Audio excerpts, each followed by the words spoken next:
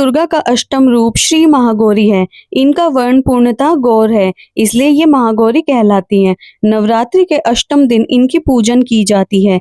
इनकी उपासना से असंभव कार्य भी संभव हो जाते हैं। माँ महागौरी की आराधना से किसी प्रकार के रूप और मनोवांछित फल प्राप्त किया जा सकता है। महागौरी के 4 भुजाएं हैं। उनकी दाईं भुजा अभय मुद्रा में है, नीचे वाली भुजा में त्रिशूल शोभती है और बाईं ओर भुजा में डमरू डमडम बज रहा है और नीचे वाली भुजा से देवी गौरी भक्तों की प्रार्थना सुनकर वरदान देती हैं।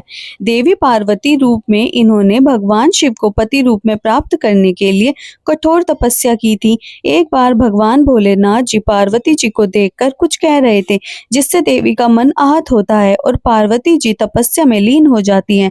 इस प्रकार वर्षों तक कठोर तपस्या करने पर जब पार्वती जी नहीं आती तो पार्वती जी को खोजते हुए भगवान शिव उनके पास पहुंचते हैं। वहां पहुंचते ही तो पार्वती को देखकर आश्चर्यचकित रह जाते हैं।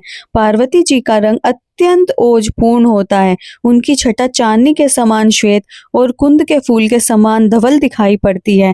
उनके वस्त्र और आभूषण से प्रसन्न होकर देवी उमा को गौर वर्ण का वरदान प्राप्त होता है। एक कथा के अनुसार भगवान शिव को पति रूप में पाने के लिए देवी ने कठोर तपस्या की थी, जिससे उनका शरीर काला पड़ जाता है। देवी की तपस्या से प्रसन्न होकर भगवान उन्हें स्वीकार करते हैं। शिवजी इनके शरीर को गंगा जल से धोते हैं। अब देवी विद्युत के समान अत्यंत कांतिमान गौण वर्ण की हो जाती है। तभी से इनका नाम गौरी पड़ा। माँ गौरी जी से संबंधित एक अन्य कथा भी प्रचलित है। एक सिंह काफी भूखा था। वह भोजन की तलाश में वहां पहुंचा जहां देवी उमा तपस्या कर रही थी। देवी को देखकर सिंह की भूख बढ़ गई, परंतु वह देवी की तपस्या से उठने का इंतजार करता रहा और वहीं बैठ गया और काफी कमजोर हो गया। देवी जब तप कर उठी तो सिंह की दशा देखकर उन्हें उस पर दया आती है। माँ उसे अपनी सवारी बना लेती है, क्योंकि एक प्रकार से उसने भी तपस्या की थी। इसलिए देवी गौरी का वाहन बैल और सिंह दोनों ही हैं।